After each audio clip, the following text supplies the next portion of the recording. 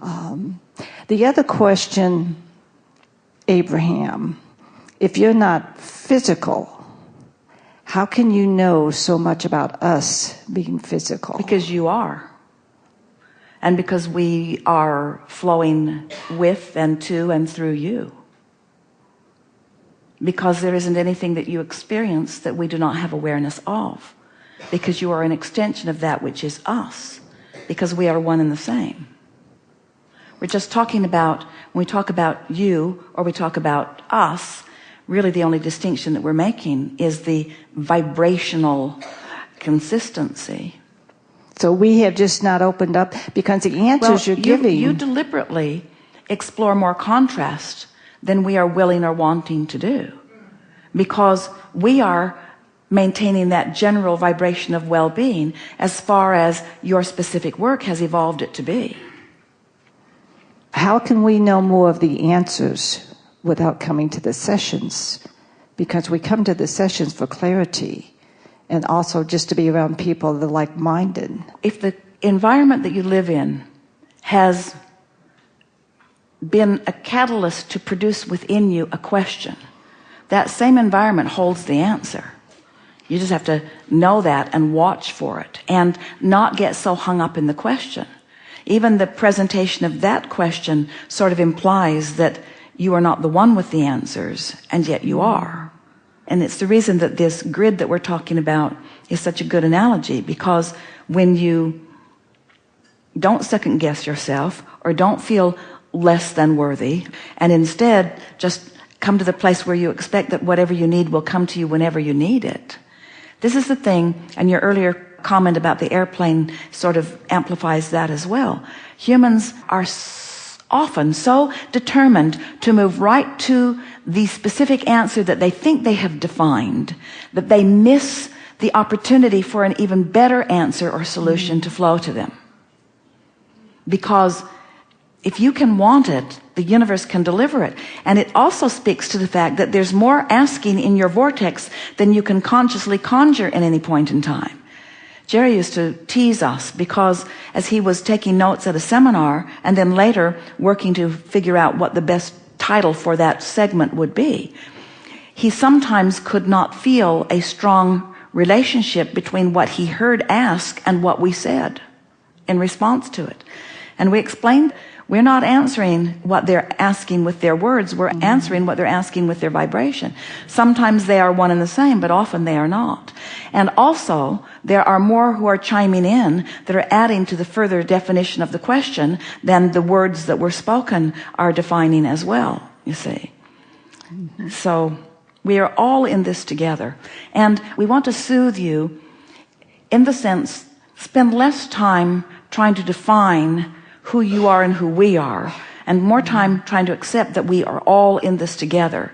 And then it will serve you if you will focus upon those 3 steps. You are primarily, in your human form, the synthesizers of contrast for the purpose of identifying the new request. We are primarily the holders of the vibration of the new request that you have defined. And then when you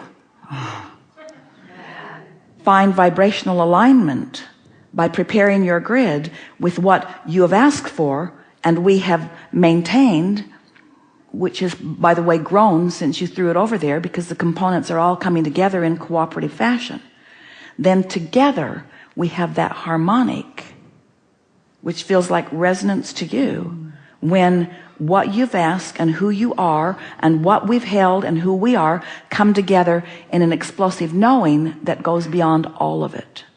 That's why through the years we've called this gathering the art of allowing, because it's the art of allowing what? The art of allowing you to come into alignment with who you are, which means the art of allowing you to come into alignment with who we are, which means the art of you coming into alignment with who we have all become, which means the art of all of us converging in this harmonic resonance, in this new idea, discovering this new platform, this new launching pad from which you will go back to your work of exploring more contrast and launching more desires.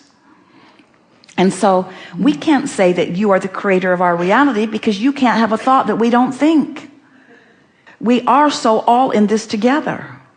In the beginning, we began to describe you as human, and of course you'd already described yourself as that, but we were making the distinction between the human vantage point or personality and the non-physical, which we referred to right from the beginning as your inner being, because we were wanting you to know that there was a vibrational difference between you and who you really are that was the reason for the emotions that you feel. So we think that we have described it to you in about as good a way as you will ever need to hear in order to help you to understand the eternal nature of your beingness. You were source energy before you came into this physical body. Here you are exploring, taking it further. We are joining you in the new idea of what you are wanting, and we are all living happily ever after. We, sometimes more happily ever after than you. So then we talk endlessly about what you might do to up your frequency so that you can get in on the happiness that you carved out, you see. Okay, well, if we're evolving as human species, how is Abraham, that group of energy, evolving? Well, don't you hear it even in the conversation that we have? Don't you feel the expansion of the message?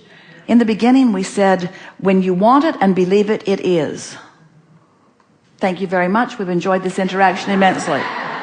And today, we are giving you a much more refined, defined description of that, because you have been willing to raise your vibrational frequency to hear the subtle nuances of the difference. And in the process, you are having more fun in your deliberate creation than you've ever had before. I guess we wanted to, as human species, to see it, to visualize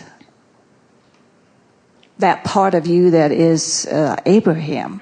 And when we come back from lunch, we'll have that little energy fun. They've found a screen that we can put on the stage that will be a good background for seeing energy. But even more than understanding that it is a vibrational universe and that we are all energy, right. We want you to understand that you are never going to come to the end of expansion, nor are we. And so the sooner you can settle into the clear knowing that all of your power is right here and now, and that all that you have the capacity to live is right here and now, and that the source that you're trying to imagine or envision is here with you right here and now. And the exploration of what that can mean to your here and now is infinitely more satisfying than having some visual picture of what we might be doing. The best way to explain this, Esther said to Jerry after he made his transition, I can't find you. Where are you? She was sort of looking out there into something and couldn't find him. And later, as she settled down, we were able to explain to her, you have to look where he is, not where he isn't. And where he is editing with you. Feel him. Oh. Where he is shopping with you. He found those see no evil, hear no evil, speak no evil monkeys that are sitting on the bench so that you could bring them home for his desk. He was right there, excited about them, found them 15 minutes before you did, and kept, but you didn't get the impulse. You didn't get the impulse. You didn't get the impulse. Right. Jeannie got the impulse and said, hey, look at the monkeys. Thank you. Yeah. Thank you. We're going to bring this segment to a close because we were long in the last one, and it is time for your lunch. Good time for a segment of lunch. Thank you.